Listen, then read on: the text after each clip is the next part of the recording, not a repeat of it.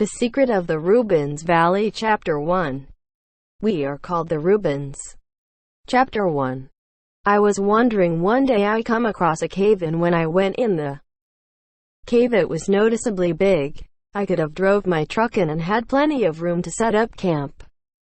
As I was looking around the cave, I could not see a way out. Only the way I come in. I went back and set up camp.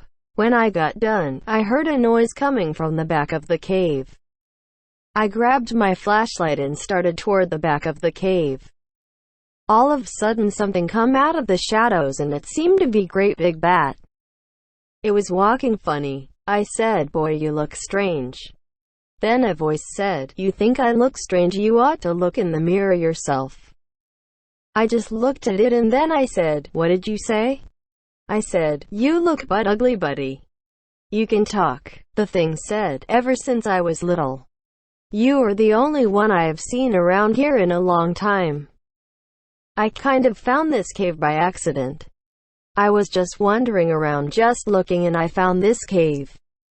How long have you been here, and what do you call yourself?" "I am called a Rubin, and my name is Cat." "What is a Rubin?" "When there was many of us, we used to steal and rob. So, we took the name Rubin."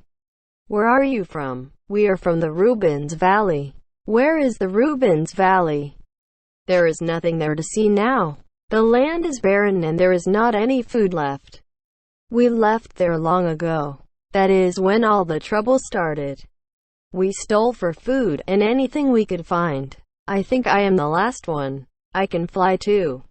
So that is why you thought that I look like a big bat. But I am just a Rubin with no home and nowhere to go. I think we can find a place for you. I need someone to help me get around in these woods. I have been Rubins ever since I come here. Could you show me the Rubins Valley?" Cat just looked at me and then said, "Well, I guess I could. But we will have to wait until morning."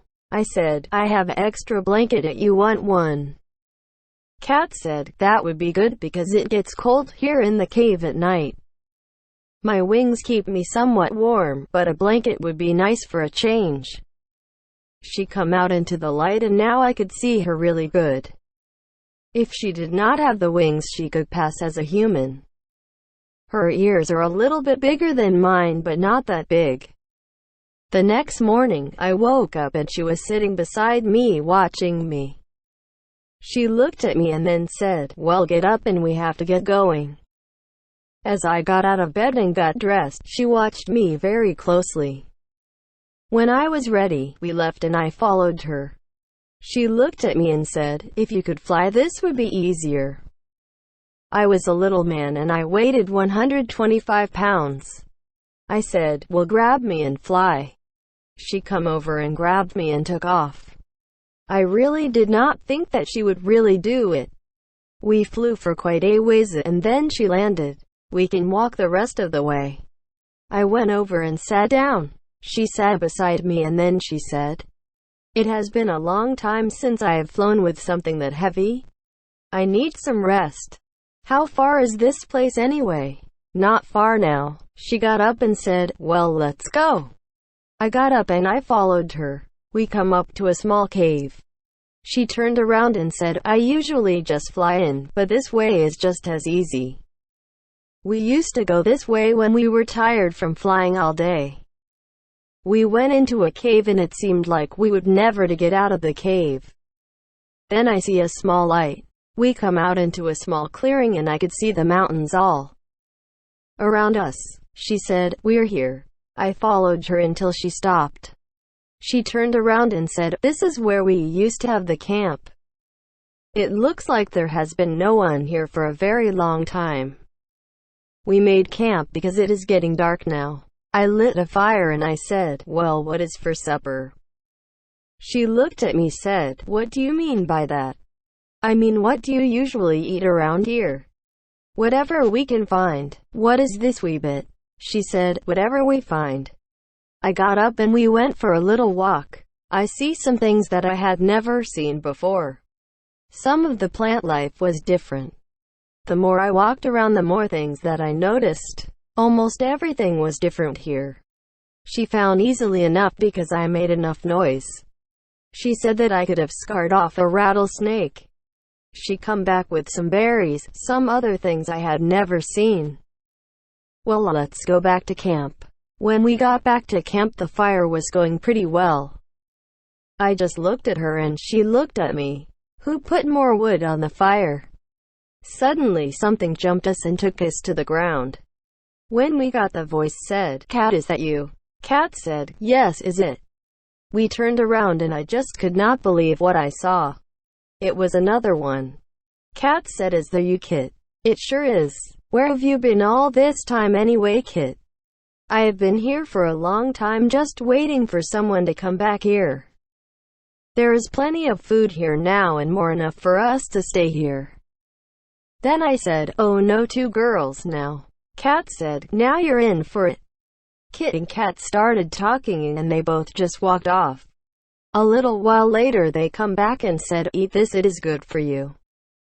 I took a little bite and it was good. I ate the rest of it. I said, "Any more?" Cat said, "That is all you can have for right now." I felt sleepy, so I found a spot and laid down. I guess I slept for quite a while because when I woke up it was morning.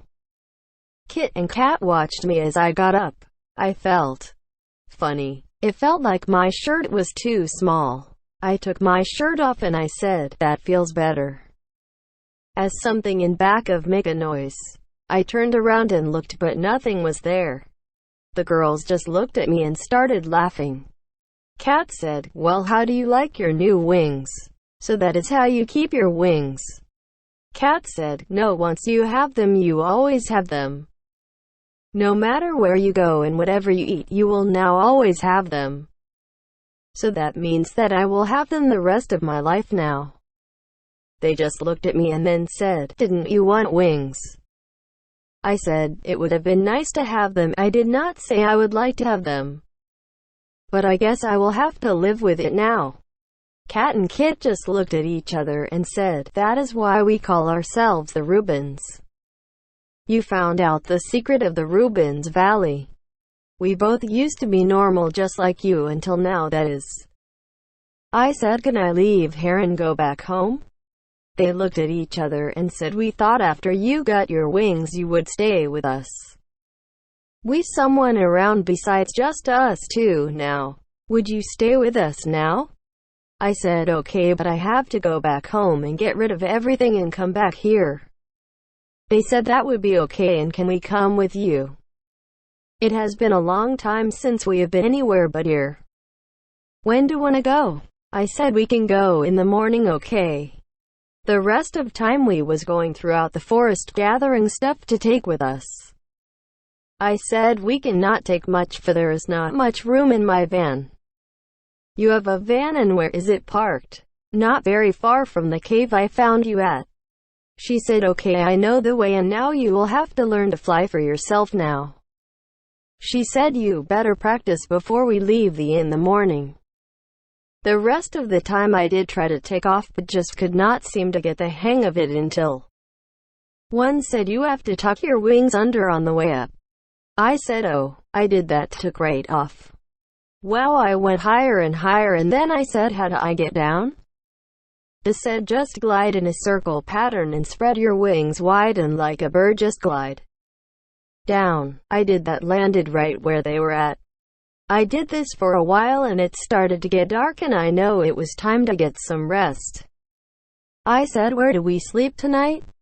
They said, "Come with us," and we come to like a small village with wooden building that was not very small. She said, "This is where I sleep and you will sleep over there." I said, "That will work," and when I went into the shack, I call it, there was a makeshift bed. I did not find anything to cover up with. Then I remembered they used their wings to cover them. So I did that. It was not too bad. It was not long when I fell asleep. I was woken up in the morning and they said, "It is time to leave for you have sleep most of the day." I said I did and they said, "You did." I got up and went out and said, "Where is the bathroom?"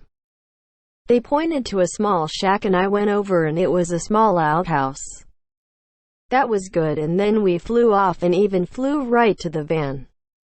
I said I have some camping stuff and he caved and said, can you two go and get it all for me? They said okay and left, and it was not long and they brought every back. We got in and headed back to the city.